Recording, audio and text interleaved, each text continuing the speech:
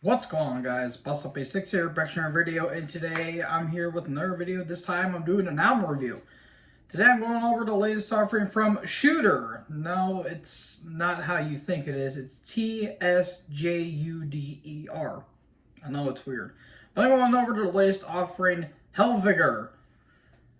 Yeah, I just got to listen to this album, and holy shit, what an album this is. This album came out yesterday on the 23rd of June of 2023. This band was formed in Oslo, Norway in 1983. This is their 7th album overall that came out on Season of Mist Records. And like I just said, wow, what a hell of a black metal album this was. I always heard about this band for one album in particular, and that was Desert Northern Hell back in 2004. And I think this is the longest gap that in this band's discography. It's been about almost 8 years since they released a new album, and they released one back in 2015, I want to say. And after hearing this album, I'm kind of anticipated to see what they have next and possibly go back and listen to their other output, because holy damn, this album was ripping. On vocals, you have Nag on vocals and bass, and you have Dragulun, I think that's how you say his name, on guitar, and also a little bit of vocal styles as well. And for drums, they picked up an absolute beast of a drummer. They picked up John Rice, Grave, most particularly Jump for a Cowboy. The dude is a hell of a drummer. I think he's very underrated. And yeah, on this album, he really shows off his drumming techniques, because holy damn, there is some death metal blast beats on this album. And I'm getting ahead of myself. I'm talking about the first track, Iron Beast, which has this very thrashy vibe to it. And you'll be taking a drink every time I say thrash, because this album is very damn thrashy. It has a really nice, brief, slow midsection that kicks off again. That's really damn good stuff. When I say there's a lot of thrash on this, there's a lot of thrash on it, particularly in the second track, which is, I think, one of the singles, Priest Hammerin, or Pressed Hammerin, Presty Hammerin, I think that's how you say it. It translates to the Priest Hammer, and has this weird, I don't know if it's industrial or not, but it's a weird, creepy intro, and then it's very thrashy, but has a little bit of a groovy midsection to it. But that's a really damn good kick-ass song. And some other thrashy ones where, in some cases, it goes to like the German thrash metal scene, like in some cases Sodom, Tanker, Creator, Destruction in some way.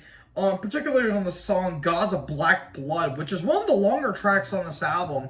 And that's a full-on Sodom song. Like, it has that very Sodom tempo to it. It kind of has Tom Angel Ripper-like vocals from Nag, which is really unique. And also some other cool moments on this album, like in particular Sitar, the Swarthy one.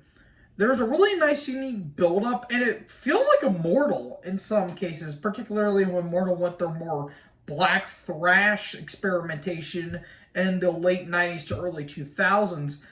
And I really dug that. I really love that era of Immortal, and that really, really got my attention. And it kind of has some other, nods to other black metal bands like Mayhem, and particularly Dissection on Chaos Fiend and the title track. Those are very Dissection-esque, without like the melodic black or the melodic death metal moments. But there are some more cases where there's more death metal blast beats than there are black metal blast beats. Like, again, particularly on Old Eric, or Gamblin' Eric, aka Old Eric, and Iron Beast. Like, those songs in particular really have that, death metal blast beat more than a black metal blast beat. And speaking of Gamblin' Eric, that has a little more dissonance to it that you would typically hear in the black metal genre. But in some cases, it really works here because it keeps that distance to a minimum. It doesn't overblown you with that, atmospheric background. And the last two tracks I'm going to talk about, Vanskap Ogdon, aka Funness and Death, and Hitvedod, aka White Death. I apologize if I butcher those names, by the way. My Norwegian's a little spotty, but holy crap, those two songs, particularly White Death, very melodic. It's the only instrumental on the album, too. It's a really unique, again,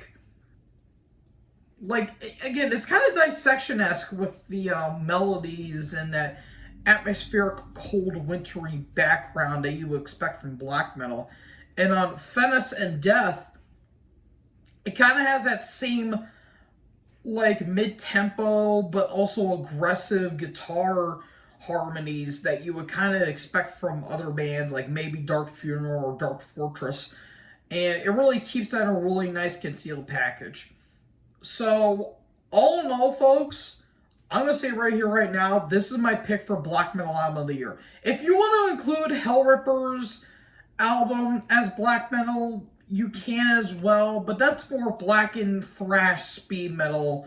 That's more blackened traditional heavy metal in a way. As a pure, I wouldn't say pure, if it's a bona fide black metal album, this is my pick for it. So, I'm giving this an A. This was a fantastic album for these guys, and I'm kind of interested to see what these guys have in the future, and I might go back to the past to see what other albums really stuck out in their catalog. So yeah, giving this an A.